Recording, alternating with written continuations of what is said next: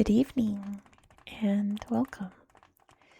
Tonight we will be continuing our read through of this book, History as It Happened.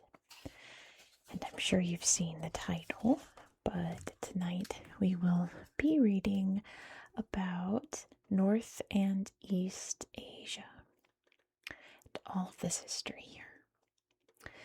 Now, if you're new to this series, welcome. Thank you for watching this video.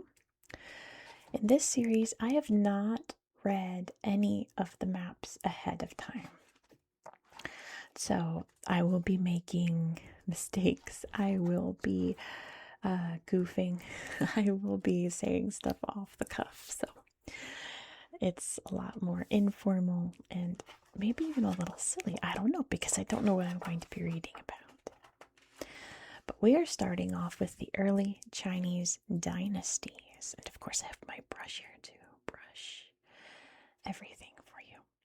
It says, from its beginnings, more than 3,500 years ago, China grew to become the most advanced civilization on Earth by the 1200s. Over that time, many dynasties rose and fell as Chinese rulers fought to stay in power, but Chinese culture and invention continued regardless of who was in charge. So we're starting up here, number 1 with the Shang dynasty. Though an earlier dynasty, the Xia, is mentioned in legends, the Shang kings established the first dynasty, for which we have real evidence. During this period of stability, the first form of writing is developed, and metalworkers expertly craft items out of bronze. Yeah, the Shang heartland is in red. It looks like the Shang territory is in orange, but I wouldn't call this orange, would you? It's a little confusing, but let's read it anyway. It's circa 1600 to 1046 BCE. And here you can see, definitely that's the Shang heartland right here. With, what's that? Anyang right there. It says the Shang moved their capital several times, settling in Anyang around 1300 BCE. From a small core state, the Shang quickly moved south to control much of northern China. All this area here. All throughout. Let's move on to the Zhao dynasty. It says, King Wu of Zhao overthrows the Shang and establishes a new dynasty. Zhao kings claim their right to rule is granted by the gods, or the mandate of heaven, an idea used by all future dynasties. Culture and technology develop, but the Zhao gradually lose control of the states they rule. These colors make more sense to me. Zhao heartland and Zhao territory. So you can see the Zhao heartland is a little spread out, isn't it? A little disconnected there. It says, at first the Zhao kings ruled their vast territory from western China in a period known as the Western Zhao. Looks like, gosh, Feng right there. Feng and Luoyang are the main cities there. And it says here, following an invasion, the Zhao rulers moved their capital east in 771 BCE, starting the turbulent Eastern Zhao period. So I see this is the era of the Western Zhao, and this is the era of the Eastern Zhao. Here it says this is Qufu, the influential philosopher Confucius, born in Qufu around 551 BCE, during this era of the Zhao dynasty, during all of this area being controlled by them. A little bit bigger than the first. Let's move on to the Qin dynasty. was going to say probably the most famous, but I think this one's probably the most famous, at least the most important today. This is the one that really started off like China, in my opinion. Qin Dynasty.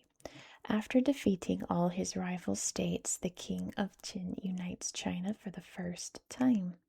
He introduces measures to stabilize his kingdom, such as making everyone use the same currency and writing system, but his harsh methods make his regime unpopular. So let's see, the key says Qin conquests by 221 BCE in this dark golden color, and then conquests by 206 BCE is in this yellowy color. So we can see even more space captured by the Qin dynasty. It says forest workers are used to link up China's defensive walls to protect its northern border. Is there a, I was going to say, is there a little thing? Yeah, for the Great Wall. Is that, oh, it's on this map. We'll look at it there. But it's starting out, isn't it? Slowly but surely. Great Wall. And here it says Qin Shi Huang is buried in a tomb with an army of 8,000 terracotta figures here in Xiangyang. And then they expand out here and here and out here, where it says the Qin continued to expand their territory after unification. So there's the big guy right there. Just the ruler of Qin took the title Shi Huangdi, meaning first emperor. Then we move on to the Han Dynasty. An uprising leads to a new dynasty seizing power. Under Han rule, China grows to become the dominant force in Asia. The Silk Road opens up trade with Europe, and life is improved by inventions like paper. So Han territory by 87 CE is dark green, and conquests by 200 CE in this like olive green. So we can see all this area here stretching out even more. We can really see the Great Wall now going all this way, all the way across their northern border there. And then stretching down, down, down. They've got Hainan there and all of this coast stretching into the Korean peninsula there. And what do we have here? There's the Han capital before 9 BCE is Chang'an, and after 25 BCE, did I say CE? BCE, BCE is Luoyang. And going up here to the Korean peninsula, it says Emperor Wu expands the empire to cover much of modern China as well as northern Vietnam and Korea. That's true, northern Vietnam getting into there. It says the Han rebuild and strengthen the Qin wall all along there. And look at all of this space up here that they conquer. That is quite a lot. I mean, there's like, we're heading into like Siberia hinterland here, Mongolia, so there's not much going on up there, so I'm sure it's very easy to conquer large swaths of land at a time, but that's still quite a lot. It says later Han emperors form alliances to extend the empire into Central Asia. Wow. And then they've got little pockets here as well. Let's move on to the Sui and Tang dynasties. It says the Sui dynasty reunites China, but its reign quickly fails. Under the Tang, China expands and prospers. Culture blossoms with inventions such as woodblock printing, but a series of weak rulers leads to the Tang's collapse. Let me see this key here. The Sui Empire is in brown highlight. I guess they ran out of colors. The Tang Empire is in orange. So let's see. The Sui is first, it looks like. taking all this area, and they're definitely stretching down into Vietnam now, aren't they? There's Lashan. It says the largest stone Buddha statue in the world is built during a golden age for Chinese Buddhism. I wish there was a picture of it. It's so pretty. But we're stretching up through there. But then we have the Tang. They have pretty much all this area, plus a little more extended out. And don't forget Hainan there. They've got Hainan as well. But stretching way out here. And it says the Tang Empire expands west but retreats after a defeat at the Talas River in 751. Against whom? It's the mountains here. I guess the Tibetans. Or whichever people is here at the time. No, Tibet's more down here. Oh, someone tell me, who did they lose to?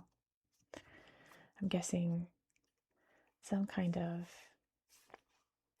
like Indian subcontinent peoples. I'm not sure. Maybe just Central Asian peoples. I don't know. It says the Tang capital in modern day Xi'an becomes the world's most populous city. There it was called Chang'an then. Wow. Let's see this here. Beautiful pagoda here.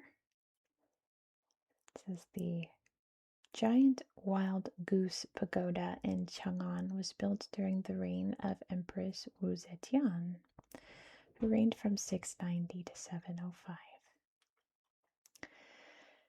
And then lastly, we have the Song dynasty. It says rival kingdoms battle for power after the Tang fall until the Song take control in 960. They oversee a high point in Chinese culture as poetry, painting, and printing flourish. Improved methods of growing rice help the population grow rapidly. So we have the northern Song in yellow and the southern Song in red. So here's the northern Song. Over here, this territory is much smaller, isn't it? They've got Hainan. And it says here at Kaifeng. Kaifeng is the capital during the northern Song era, but nomadic invaders from the north forced the court south. So here's the southern Song dynasty. And it says from 1127, the southern Song ruled from Hangzhou, eventually falling to the Mongols, who would start their own dynasty here. Let's see, there's other little boxes around. I skipped this picture here. What is this? It's a bronze bell, such as this one from the 12th century BCE, were used during religious rituals. It's very pretty. It's got all kinds of things happening on it, all kinds of patterns and circles and little bits sticking out. But it makes a good sound. This little box is over here. I wonder if I was supposed to read these at some point, because this is 476 to 221 BCE. So this is during the Zhou dynasty. It says from 776 BCE onward, the Zhou kingdom disintegrates into many small states locked constantly in battle. By the Warring States period, only 7 remain. Each one is conquered in turn by the western state of Qin. So let me see here. We have the Qin, the Chu. There's the Han in the middle there. The Jiao barely exists. The Wei. Jiao and Jiao. The Ji appear and the Yan. Many warring states, and the Qin would win out. Then down here, period of division. This is 220 to 589, so this is after the Han, and just at the start of the Sui dynasty, it looks like. It says, after rebellion ends Han rule, 3 different warlords claim power. China suffers civil war for several centuries.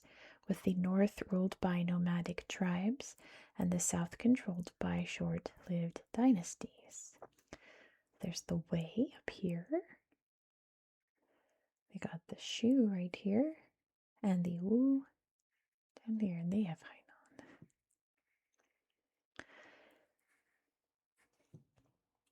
Alright, I think that's everything on this page.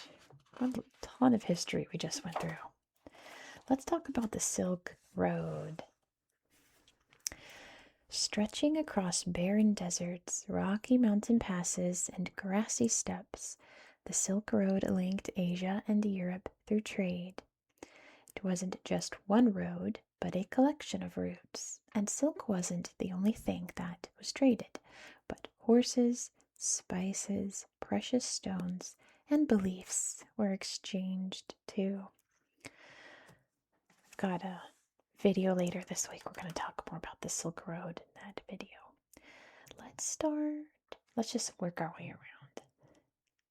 Or should look at the map first. Let's work our way around and then we'll look at the map. Starting with merchant magic.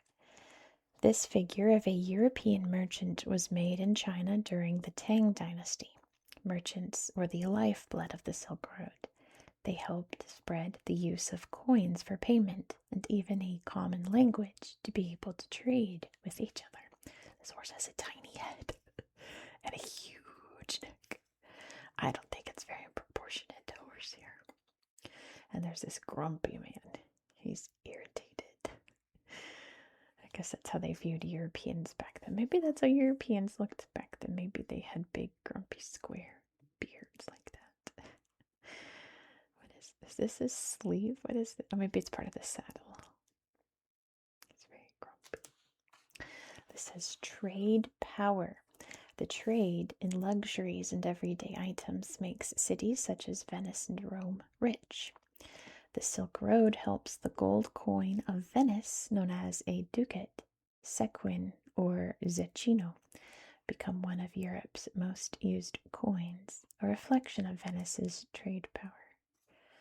And here's a Venetian ducat. I'm not sure. It was first minted in 1284, it says. I'm guessing that's Jesus. It's kind of hard to see. But I'm guessing based on this, that's Jesus Christ there. I definitely can't read what it says on the sides. Probably Venice money or something like that. Silk Road cities. As the Silk Road develops, a string of powerful trading cities and states emerges along the routes. Some, like the city of Merv, are oasis cities, places that spring up next to sources of water. Many of these cities are later abandoned when trade on the Silk Road dwindles. And here is what Merv looks like today. Very ancient site in modern-day Turkmenistan. Or I've seen it spelled Mary as well. Maybe it's Murphy, I don't know. Say Merv like the cat on TikTok. Anyone else watch Merv the cat? Here's Merv right here. Spreading ideas. The merchants and travelers bring their ideas with them as they journey along the Silk Road. Buddhist beliefs spread from India into China and much of Asia along the Silk Road routes, and this exchange also changes Buddhism. Here we can see a Buddhist painting here, found in a cave near a Silk Road route in Dunhuang, China. And yeah, it's very like Hindu looking, isn't it? There's a lot of motion here, whereas a lot of Buddhist things are usually like very still, silent, and somber. There's a lot of action happening here. It looks very Hindu to me. The secret of silk. Silk is by far the most important thing traded in the early days of the Silk Road, hence its name. Its production is a Chinese secret, so it is incredibly profitable. By about 550 CE, Europeans work out how it is made and smuggle silkworms from China. If you don't know, silk is made from the cocoons spun by the larvae of the silk moth. There's a little silkworm, and I'm guessing this is the cocoon here. That's what's used to make silk. It says the Silk Road lasted for more than 1,500 years between 130 BCE and 1453 CE. I guess by then sea trade was more convenient, safer probably than land trade at that point. Place to stay. The routes of the Silk Road are not provided or maintained by governments. They're often in poor condition as a result. Bandits are common. Merchants and travelers need a safe place where they can rest, sell their goods, and get whatever they require for their journey.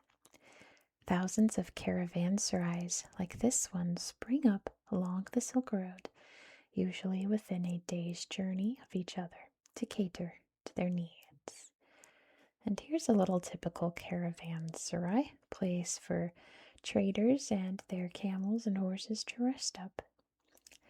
Just a large entrance leads to a courtyard where merchants meet and trade.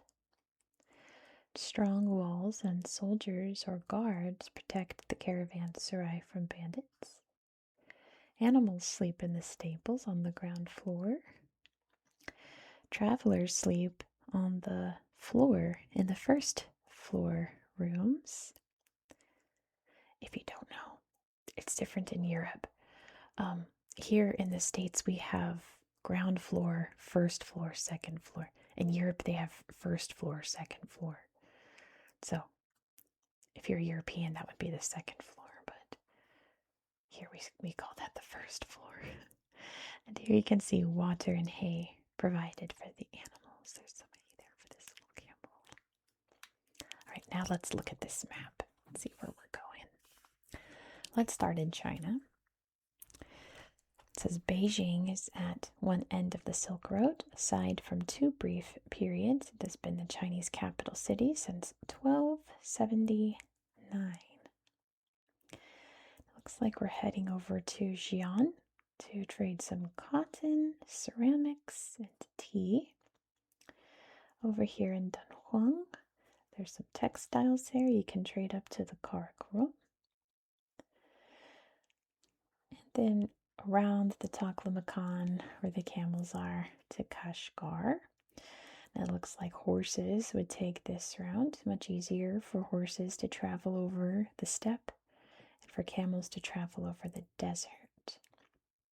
And they've got lapis here, lapis lazuli. You can head south into the mountains here. It says other Silk Road routes connect cities and places such as India and Egypt to the main route.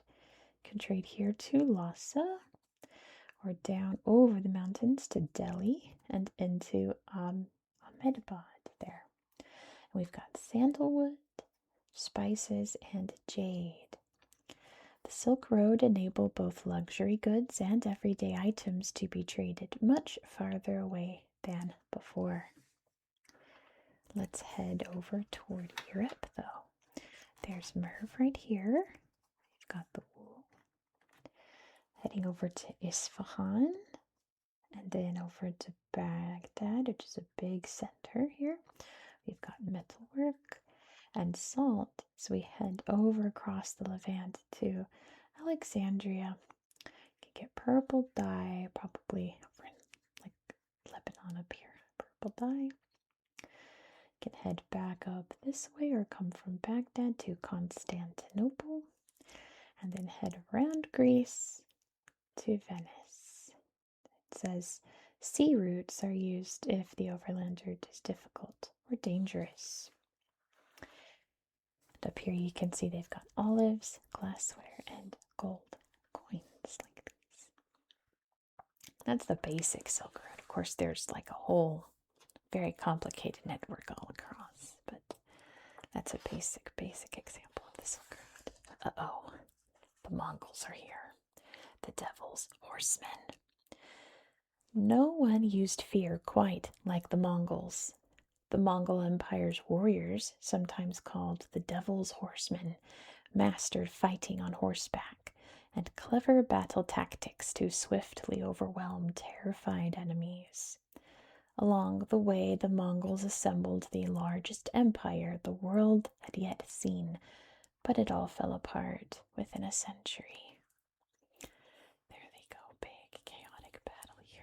It says battle skills. Genghis Khan wearing an orange tunic.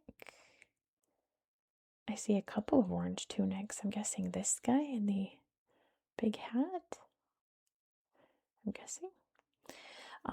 Rides into battle behind Jebi, one of his greatest generals. I'm guessing that's this guy here. Riders in the Mongol army could steer their horses with their legs, leaving their hands free to use weapons. That's pretty clever. I've told this story before, but it's been a while. I had a dream one time that one of my cats, who has since passed away, I had a dream that he looked at me and said in a human voice, "You need to respect me more. My ancestors fought alongside Genghis Khan." And I woke up like, what? What in the world? So I looked up, like, did Genghis Khan use cats? And he did. He had a tactic if he was at a walled city or a city that they couldn't get into for whatever reason, they would tie burning sticks around the cats' tails and then release them into the city. So the cats are trying to run from the fire, but they're just dragging the stick everywhere and setting the city on fire. So maybe his ancestors did fight alongside Genghis Khan. A Khan rises. The story of the Mongol Empire begins with Temujin, a warrior who uses alliances and war to unite the divided tribes of the Mongol steppe. He takes on the name Genghis Khan, which means universal ruler, in 1206 and attacks China's Jin dynasty. After some success, he pushes into Central Asia, ruthlessly crushing the Khwarizm dynasty based in Samarkand by 1221. And this is what we call him in English. It's kind of a Vincent van Gogh thing, and that's not at all how it was pronounced. In Mongolia, they say more like Chinggis Khan instead of Genghis Khan, but that's his name in English. Genghis Khan's organization, discipline, and military brain were the keys to the success of the early Mongol Empire. There he is. He looks really nice, but he was not. Let's see, where's the key for this? Where's the key? Over here. Way over here. The Mongol Empire's in gold. Mongol armies, green arrows. Sacked cities are in flames here, maybe from the cats. It says the Mongol homeland in 1206 is centered in Karakorum, the empire's capital. Then we head down to Beijing, more into central China, heading over to Samarkand and Kabul and Baghdad. Very famously, they burned Baghdad to the ground. And Damascus, as the Mongols often sack or destroy cities that refused to surrender to them. And then heading up past the Caspian toward the Black Sea, and then heading this way back toward the steppe. That's all within 20 years. Isn't that wild? Reaching Europe. After Genghis's death in 1227, his third son, Ogedei, emerges as his heir. Though not as great a general, Ogedei builds on his father's success by finally defeating the Jin dynasty in 1234. The Mongols blaze a trail through Central and Western Asia, sacking cities and spreading panic as they go. They eventually reach as far as Vienna, Austria, before Ogedei's sudden death forces them to return to Karakorum. Yeah, very famously, they were just outside the walls of Vienna. And oh, how history would have changed if they had burned Vienna to the ground and it never became the power that it would throughout the 15, 16, 17, 1800s. But their Khan died and they all left before they could destroy the city. But look how big the empire is at this point. It says the empire Genghis passed on to his heirs includes most of the Asian part of the Silk Road, which makes it safer to travel. We can see them heading to Korean Peninsula, far more into central China, it says Ogade attacked southern China and Korea. Heading all the way down there, and then stretching out this way into Anatolia. You can see Tabriz and Trebizond there getting attacked. Bulgar, heading to Novgorod and Moscow, sacking Kiev, heading toward Vienna, and turning around. A huge empire. I could say that again. Look at that. After the full defeat of China in 1279, the Mongol Empire is at its peak. It covers 12 million square miles, which is 31 million square kilometers, about a fifth of the land on Earth. It doesn't stay this way for long, however, as tensions within, often caused by the death of a Khan, begin to boil over into division and civil war. I guess that's what happens when you have so many sons and they have so many sons. You have all kinds of different loyalties going on. This is a helmet worn by a Mongol horseman. It features a chainmail neck guard to protect against arrows. Pretty clever. You look at how far it's spread out. All the way over. I wonder why they didn't get this bit here. Looks like Armenia right there, maybe. I don't know. But here's Beijing. It says the destruction of the Song dynasty in China takes decades of fierce fighting. The Oghadays conquered large parts of modern-day Russia and Ukraine.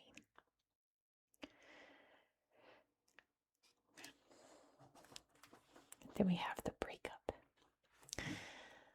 Internal feuds eventually split the empire into 4 smaller groups known as khanates, each ruled by a khan. By 1368, all 4 have been conquered, and the Devil's Horsemen are no more. The empire falls not as a result of a series of defeats on the battlefield, but mostly through the loss of the unity that its greatest leaders were able to inspire. That, and then a lot of Mongols in the homeland became Buddhist. Buddhism became pretty big, and they were like, I think we should do this instead of conquering. So here's the Golden Horde. I feel like that's the most, well, they're pretty famous. The Golden Horde, though, is pretty notorious, I would say. The Golden Horde may have been named after their yellowy tents. I thought it was just from all the gold that they hoarded, but appropriate that they made them gold. Here's the Ilkhanate. The Ilkhanate, centered on Iran, is led by Hulagu Khan, grandson of Genghis. I haven't heard of this one. Chagatai? Oh, maybe I have. That sounds familiar now that I say it.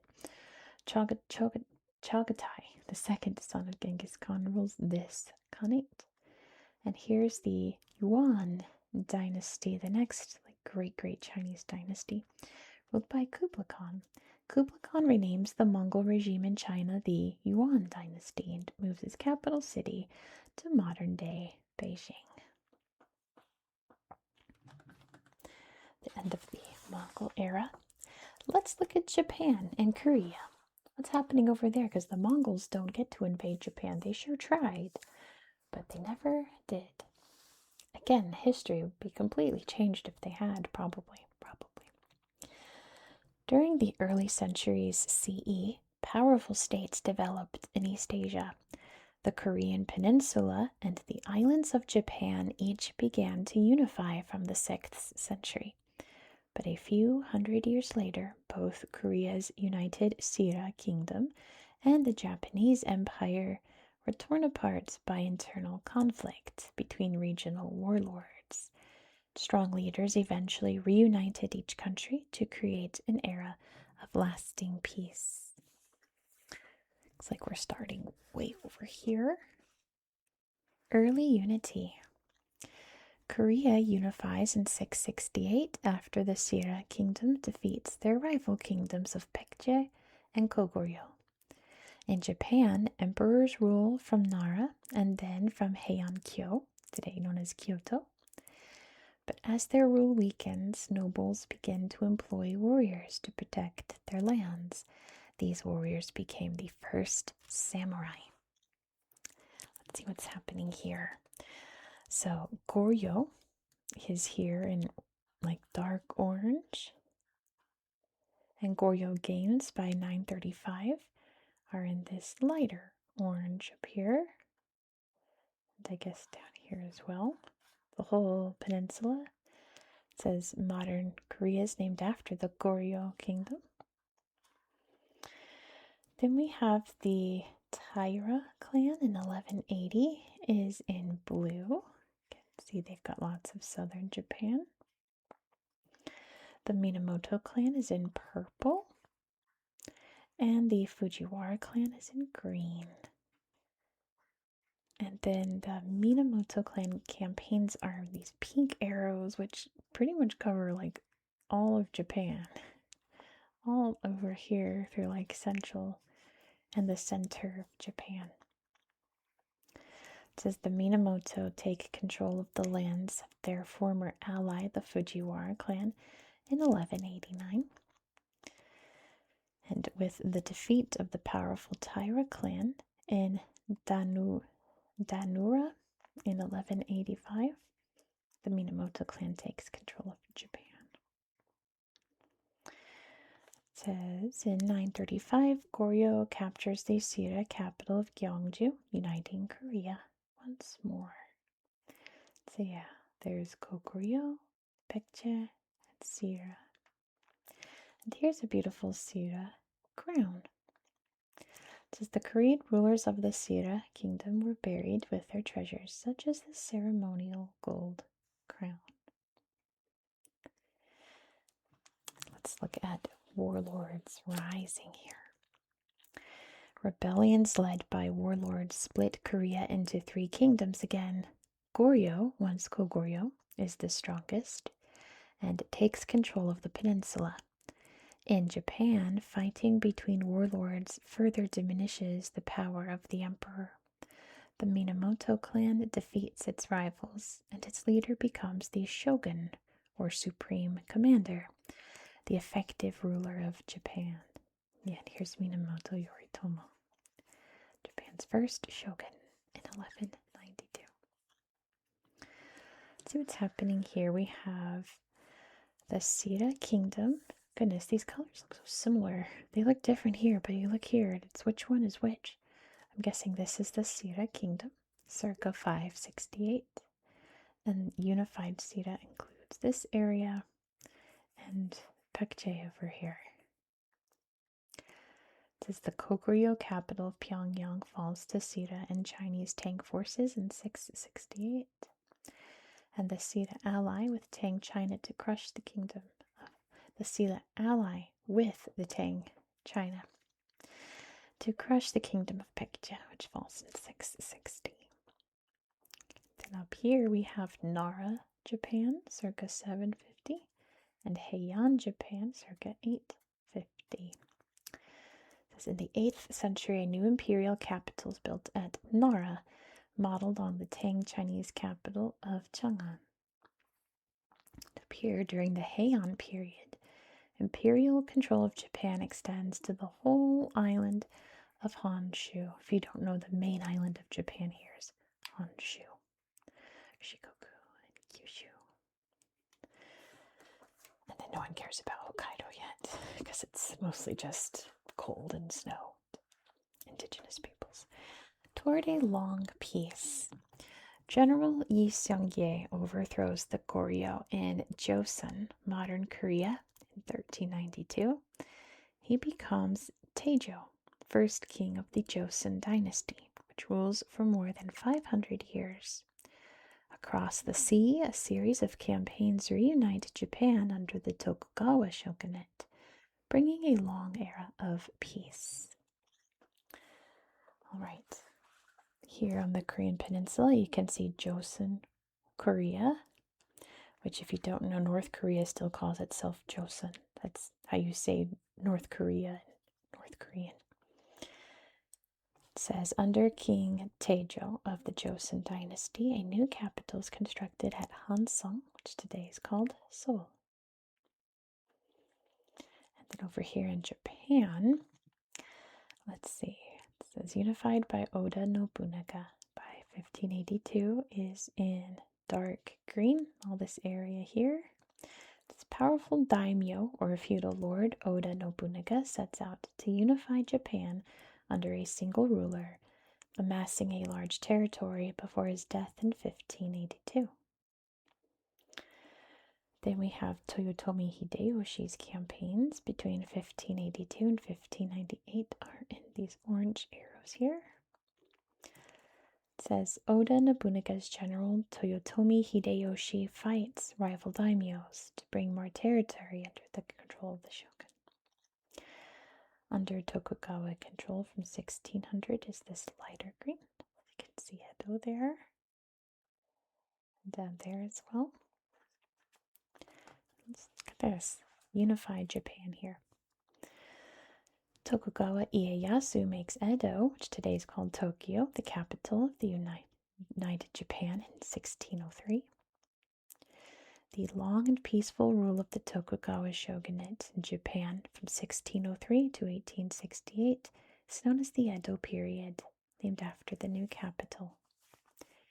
Here you can see the White Heron Castle in Himeji is one of the few Japanese fortifications from the unification era to survive to this day. There's Himeji Castle, so beautiful.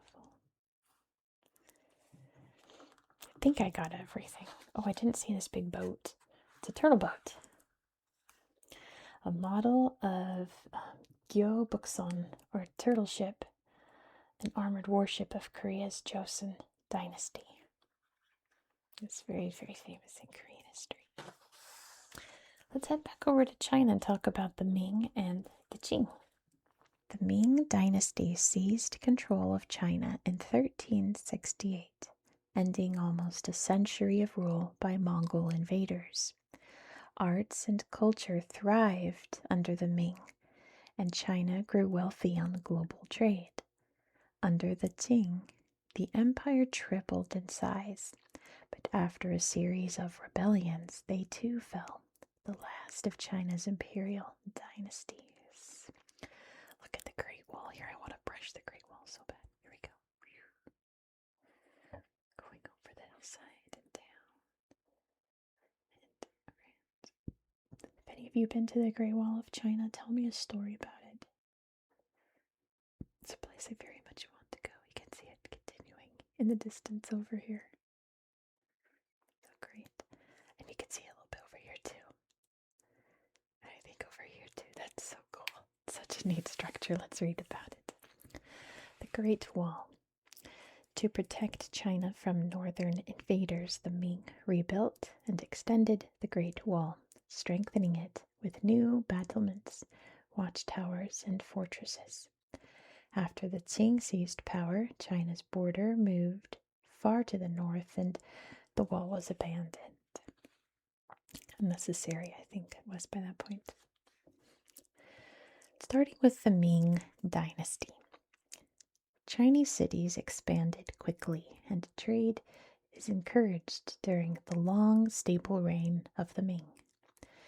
However, in the 16th century, weak leaders leave China vulnerable once again to invasion. In 1644, a rebel army under Li Zicheng overthrows the last Ming emperor before being ousted by the Qing armies. So here's Ming China along here. They've got Hainan up into here, and you can see the Great Wall in green here, making up their border. Because this really was the time that they built like this. Like when you think of the Great Wall of China, that was built by the Ming. Let's see, let's just go around here. So pointing here at Jingdezhen, artisans in Jingdezhen perfect glazed porcelain, which becomes highly prized around the world. just known as China in some parts. In 1356, peasant leader Zhu Yongshuang seizes Nanjing. He founds the Ming Dynasty in 1368. Ruling as the Hongwu Emperor, he makes the city his capital.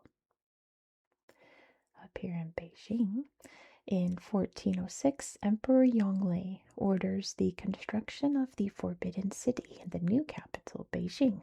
It's completed in 1420. And in 1644, Li Zicheng captures Beijing, overthrows the last Ming emperor, and proclaims himself the new emperor. And there's a battle over here. Japan's in the way, it's hard to read. From their base at Mukden, Qing forces defeat Li Zicheng's troops at the Battle of Shanghai Pass in 1644. Interesting time period. I always think of like ceramics and pottery and things during, or when I think of Ming China, I think of like stuff like this. Chinese guardian lion made from glazed pottery, this kind of art. Let's read about the Qing conquests. After quickly gaining control over China, the Qing start a long war to crush the rival Dzungar Khanate, a powerful Mongol state. After succeeding, the Qing Empire reaches its height. What do we have here? Area of the Boxer Rebellion is in yellow. Where does it talk about the Boxer Rebellion? And this, okay. I guess this is for this. Okay, so we're not going to look at this yet then. So let's see. We have, then what is each one? Oh, it's there here. Hello. All right, under Qing control by 1644 is yellow. So all of this area here. And the Korean Peninsula as well, pretty much up into Russia today, Manchuria, and Inner Mongolia. Under Qing control by 1660 is in orange, so they've got Beijing, lots of southern China here, including, you guessed it, Hainan. Then under Qing control by 1770 is all of the green here. They've got Outer Mongolia. It says in 1698 the Qing defeat the Dzungar in Outer Mongolia. Looks like Xinjiang over here. And Tibet, sorry for my tummy, Tibet. In 1720, the Kangxi Emperor forces the Dzungar out of Tibet, which is why many people in Mongolia today practice Tibetan Buddhism. And then they also got the Amur region up here. It says the Qing gained Amur from Russia in 1689. That's part of Russia today, the Amur region. Although there's a little bit of Amur region in China still. I think the Amur River is a border between China and Russia. Nevertheless, there's that. And it looks like Taiwan is green too. Yeah, it's not tan colored, so yeah, Taiwan as well. Now let's move to the fall of the Qing. At the start of the 19th century, China is the richest, most populous state in the world, but a series of rebellions and increasing foreign influence weakened the Qing. When revolutions break out in 1911, the dynasty soon falls, and China's declared a republic. Here's Empress Cixi, really like iconic personage, and I think that's just because photographs existed back then, kind of like when you think of Queen Victoria, you think of like the dour old lady in black, but that's because we have so many photographs of her from that time. Same with Cixi.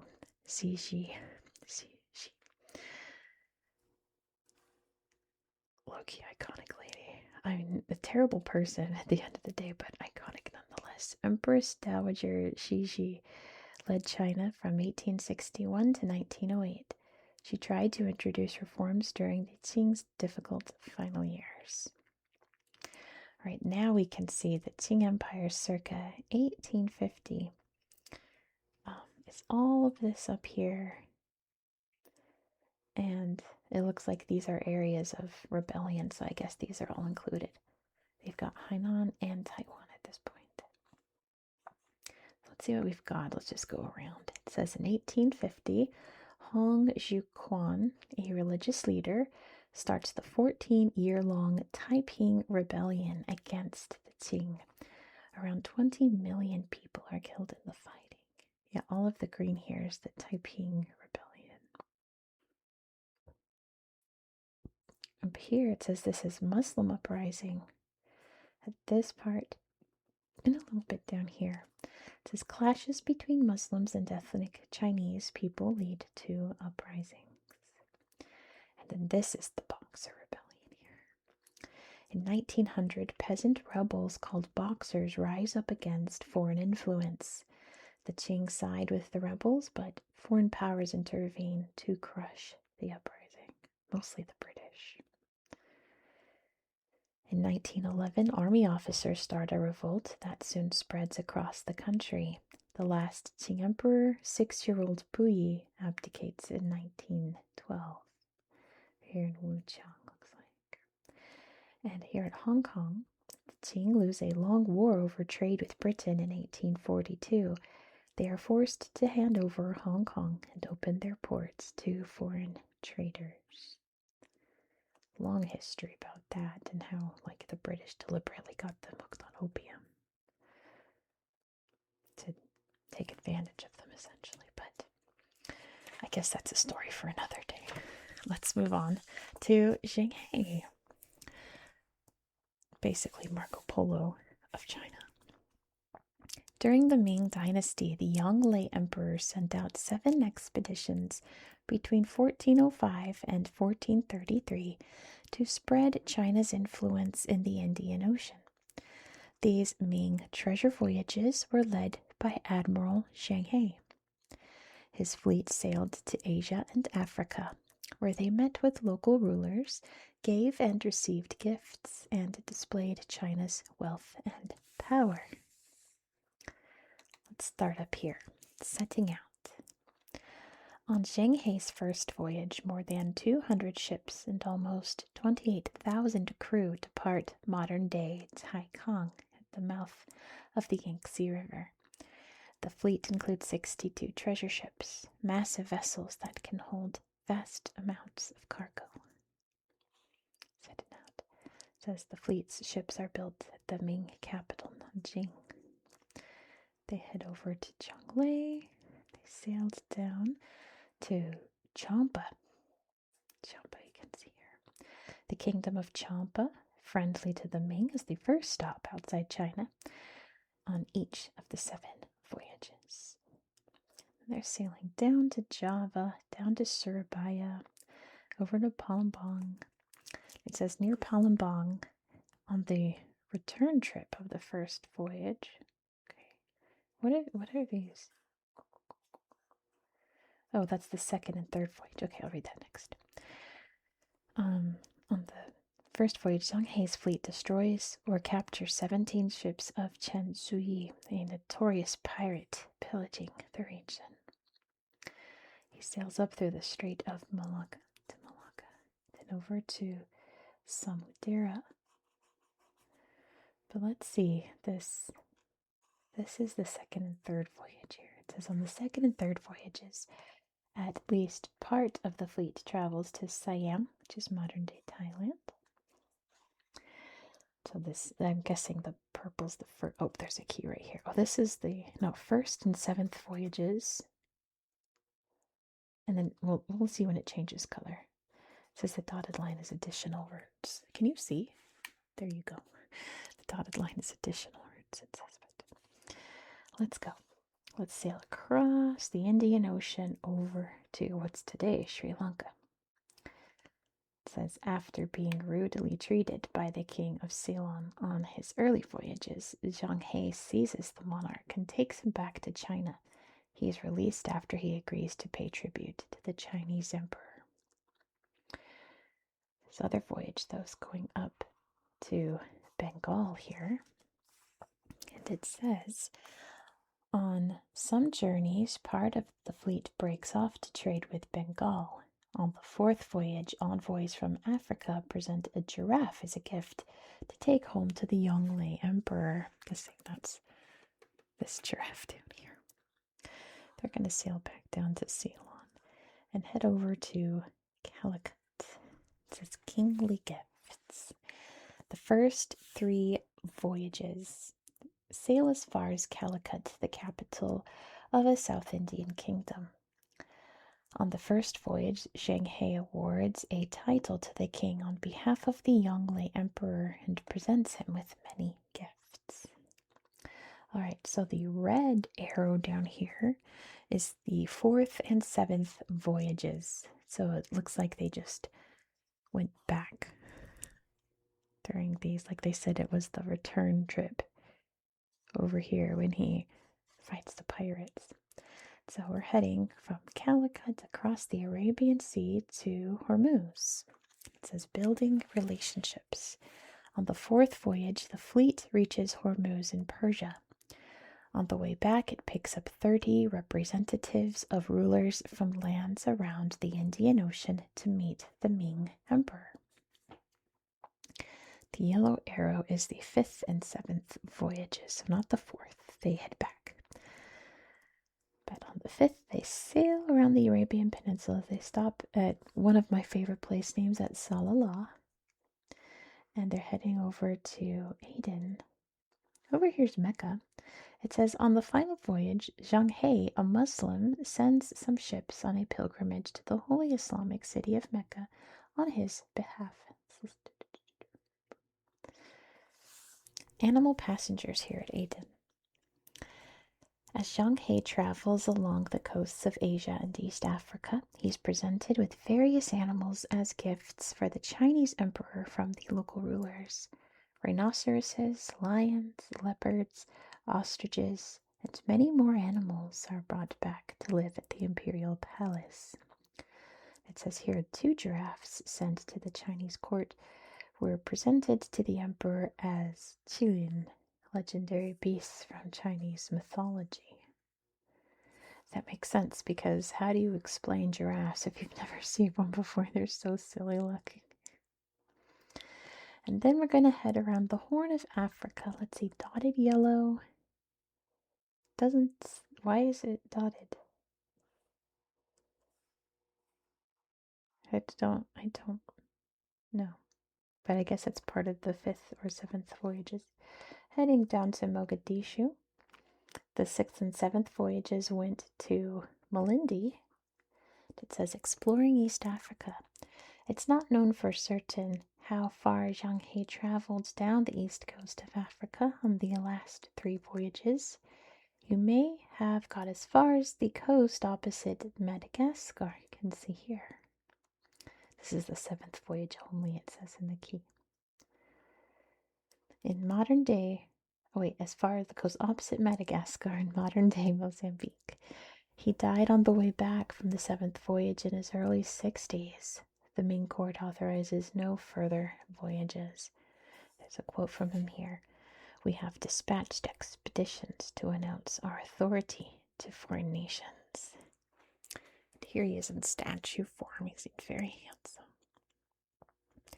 Admiral Zheng He. The Muslim boy Ma Sanbao was captured by the Ming in an invasion of his Mongol town. Put into the army, Ma quickly showed talent as a leader and gained influence at the Ming royal court. Eventually, the Yongle Emperor named him Zheng He and made him admiral of the treasure fleets. Japan transformed. Let's have a Meiji restoration, I suppose. In 1868, the shoguns who had ruled Japan for 7 centuries lost power, and the emperor, until then a ceremonial figure, was restored to authority. This was the Meiji Restoration, and in the years that followed, Japan transformed from an isolated and weak country to one that began to spread its power across Asia at the expense of its rivals, Russia and China. my favorite aspect of Meiji Restoration times is their printed art. As you can see here, you can see this like battleship by the look of the flag there, sailing out to these, I guess, power stations, sending out these bright lights. I love that you can find paintings in old traditional styles, but of very modern things.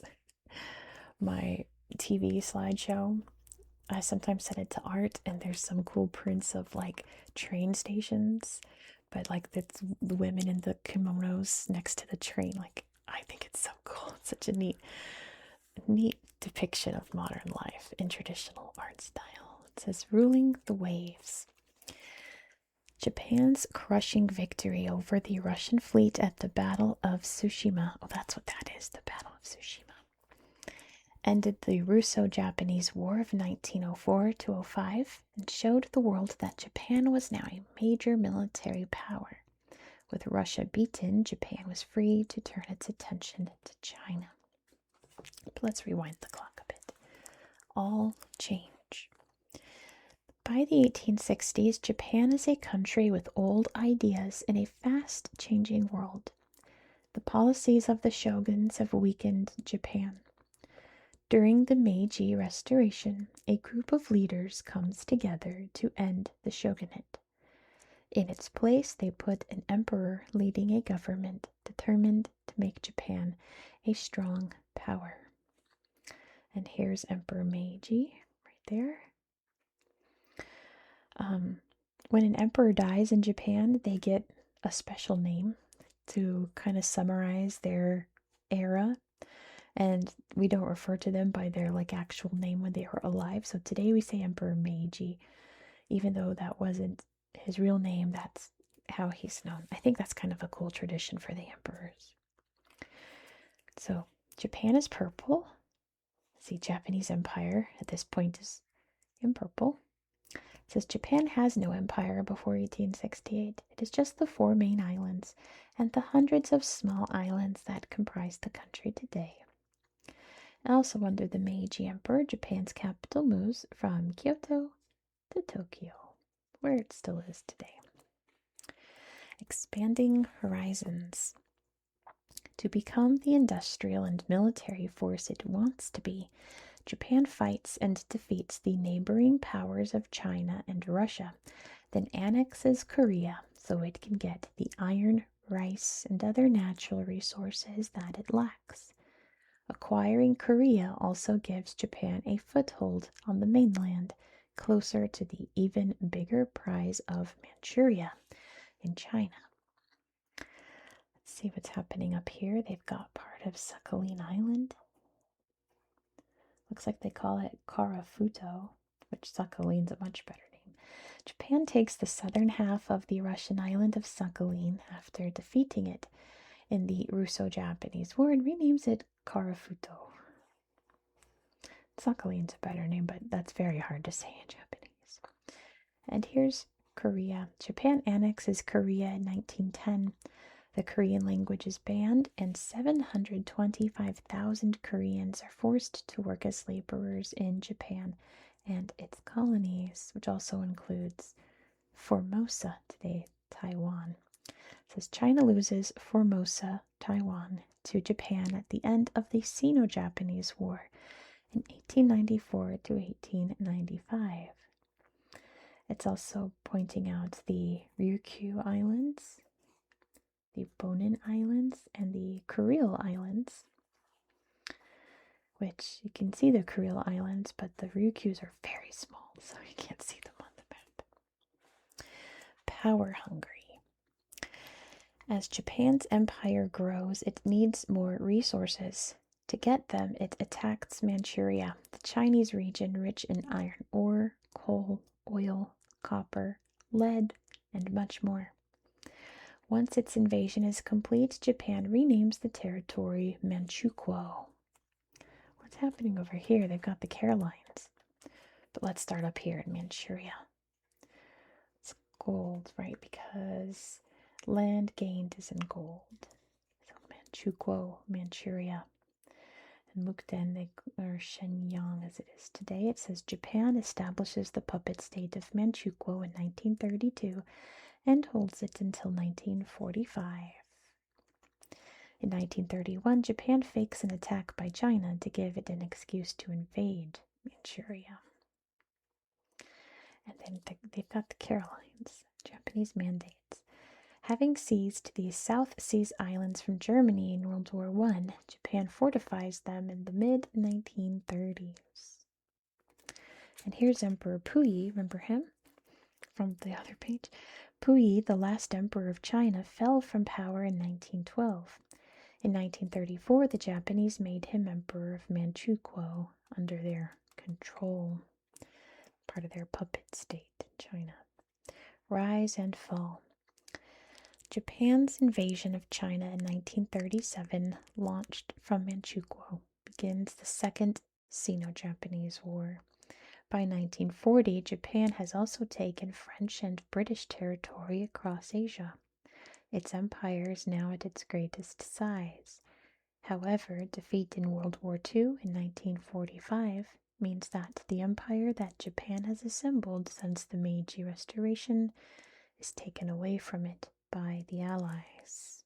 This is the Battle of Shanghai. Japanese victory in the Second Sino-Japanese War caused destruction throughout the city and many other cities throughout China as well.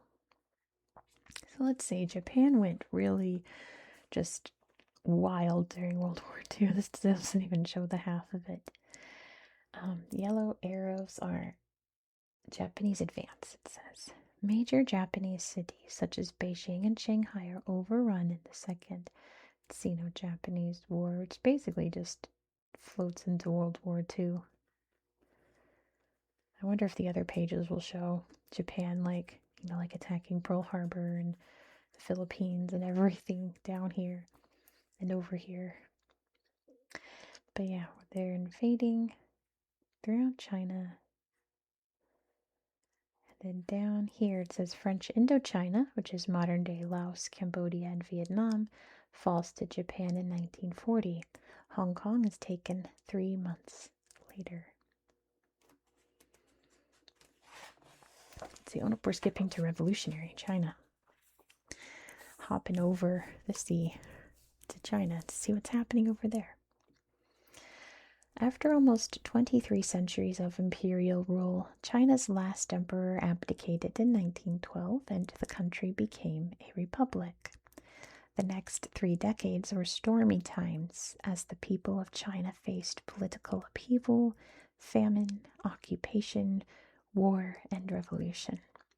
China emerged in the middle of the 20th century as a communist country guided by Mao Zedong, its chief architect. There he is in this propaganda art. This is more than a leader. This 1967 poster portrays the revolutionary leader Mao Zedong presiding over China's youth, waving their red books, their little red books. Who are shown carrying copies of the Little Red Book. I wish I just kept reading. The Little Red Book, a collection of Mao's sayings and quotations that was issued to every household.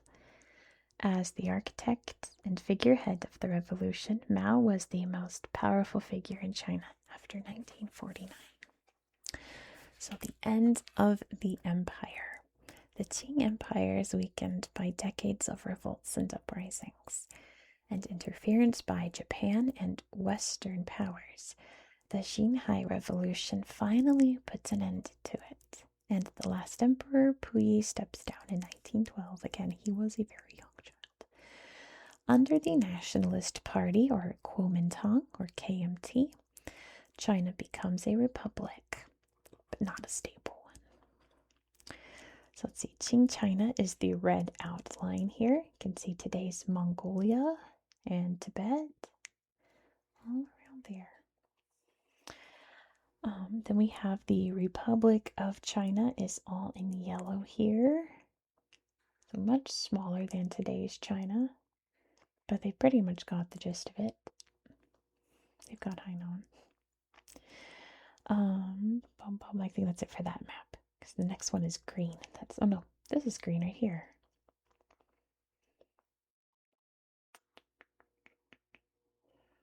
that mean? Because this is... Okay, let's see what this says. Mongolia declares independence from China in 1911. And Tibet breaks from China in 1911, but China annexes it in 1951. Still holding on to it today. Doesn't say what this green means. Maybe that's where the rebellion started. Well, I mean, it said on the other page where the rebellion started. I don't know. Let's read about the Northern Expedition. The death in 1916 of the president, Yuan Shikai, leads to warlords taking over in the north. In the Northern Expedition campaign from 1926 to 1928, KMT General Chiang Kai-shek forces them back under Chinese control. He becomes head of the KMT in 1928 and continues fighting warlords. So yeah, KMT by 1928. So this is the Kuomintang here. KMT is here. There's a lot of arrows happening. So KMT control by 1937 is this mint green over here. And what do all these arrows mean? The green arrows are the Northern Expedition. Which makes sense why they're all pointing north except this one. Is that blue or green? I think it's blue. I can't tell. The blue are the warlords joining the Northern Expedition.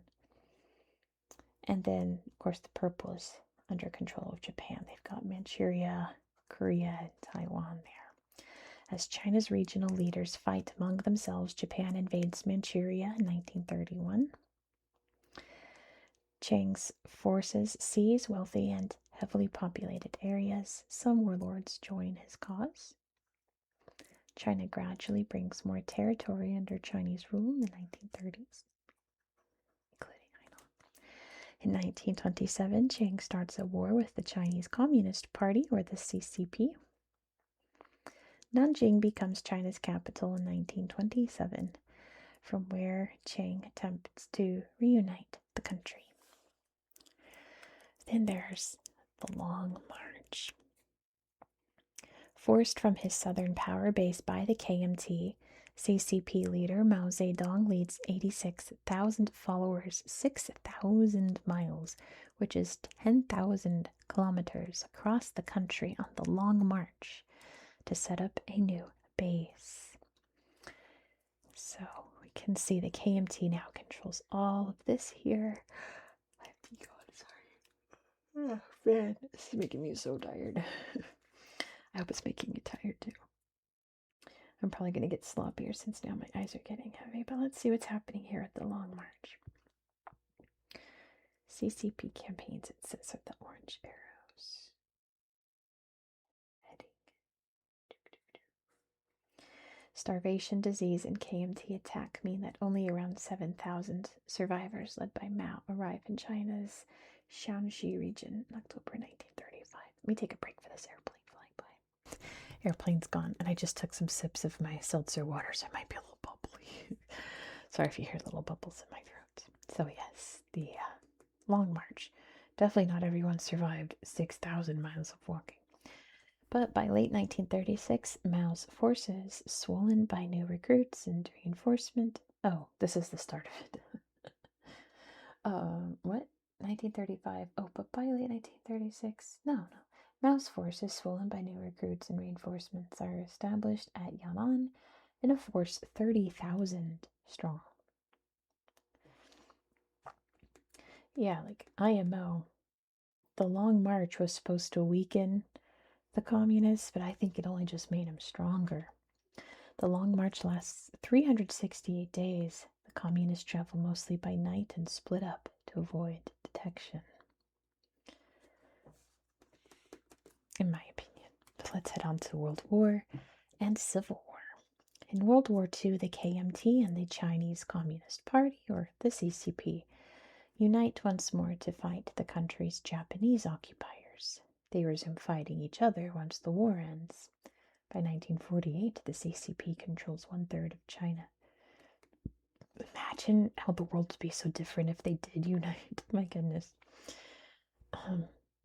What's up with this box here? It says Japan controls around 25% of China, which we saw on the last page. in the north and east at the height of World War II. So let's see. CCP is obviously red, and the KMT is still green. It says the CCP gains control of Manchuria in October 1948 after the 6-month siege of Changchun. Pierre. Decisive CCP victories in Beijing and Tianjin in late 1948 and early 1949 end the KMT's chances of winning the Civil War. Around 600,000 CCP men vanquish a similar number of KMT troops at the strategically important railroad city of Shujiao, the late 1948. And look at all this movement here. Remember, that's the CCP moving. Different battle areas here. Number 5, the CCP wins. Guangzhou, the KMT's last bastion, falls in October 1949, and 2 million KMT supporting Chinese flee to the island of Taiwan. The Civil War is over. Mao Zedong proclaims the establishment of the Communist People's Republic of China, or PRC, that same month, and here he is doing so. And he led China from 1949 till his death in 1976. So now China is all red, looking much more like it does today, except they haven't gone to Tibet yet. Look at all this that they've gained down here. They've got Macau. It says Hong Kong and Macau remain British. They don't have Macau. Hong Kong and Macau remain British and Portuguese colonies until 1997 and 1999, respectively. Chiang Kai-shek flees to Taiwan in December 1949, and Taipei becomes the capital of the Republic of China. Oh, I see, it's green, because it's this color green. They went down from all this to Taiwan. It takes until around 1956 for Mao's CCP to gain control of the more rural and remote western half of the country. All right, I think that's it for China. I'll do Korea, the Korean War. This is the last page. Yeah. Korean War is our last page. In 1950, the Cold War between the U.S. and the Soviet Union threatened to heat up when the USSR-backed communist North Korea invaded democratic South Korea. To prevent communism spreading, the U.S. got involved in the war to help South Korea, but were driven back by China, who joined to help the North.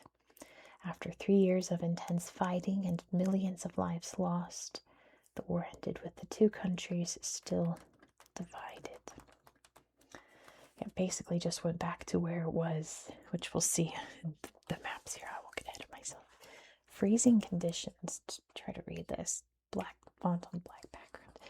U.S. troops parachute into snow-covered mountains in January 1951.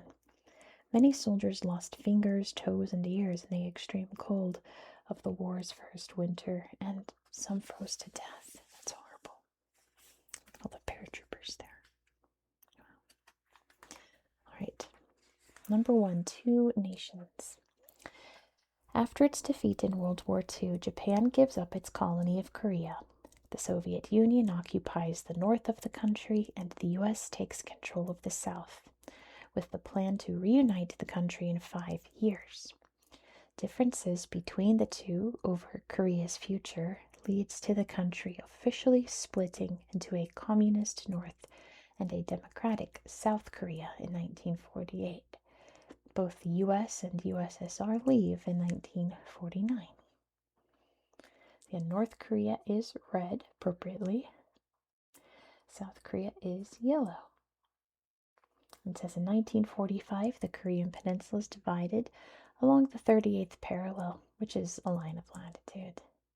You can see there's Pyongyang and Seoul, along with Incheon and Busan, important cities there. The North attacks. Communist North Korea launches a surprise attack on the South. The U.S. sends troops to help South Korea through the United Nations, but they cannot stop the North's rapid advance. The USSR stays out of the fighting, but helps North Korea by providing weapons and supplies. And look how far they advanced down the peninsula. They've got Seoul here. It says just 3 days after launching their attack on June 25th, North Korean troops captured the South Korean capital. They spread all the way down to the bottom of the peninsula, but not here in Busan. It says by September, South Korean and UN troops are trapped in a small area around the port of Busan. Then they fight back. Fight back. What word? Is that a word? Fight back? I don't think it is. I think there's supposed to be a space there. Fresh UN forces led by U.S. General Douglas MacArthur land at South Korean ports. Catching the North Koreans off guard, they quickly reverse the North's success. They then drive deep into North Korea, pushing on toward the Chinese border. You look at the sea advance there to Busan. Sea attacks along the coast at Incheon. Over here and up here. It says UN forces take the North Korean capital. They then continue north. The North Koreans are only in the mountains up here. It says UN forces recapture Seoul 10 days of, Korea's in the way. Days after landing in Incheon. All these islands are in the way. Then China invades. Feeling threatened by the UN advance, communist China comes to North Korea's aid. As winter approaches, the Chinese army suffers heavy losses as it pushes UN forces back southward. The Chinese retake Seoul in January 1951 and establish a new frontier to the south of the 38th parallel. So now here they come. Coming south, south, south. They've got Seoul down here. Chinese troops trap UN forces. Though under attack, many UN soldiers managed to escape by sea from Hungnam. You can see right here. And Chinese front line in January 1951 is here. Then stalemate and ceasefire. These are the borders we have today. UN forces push northward across the 38th parallel again, but by July 1951, the war has become a stalemate.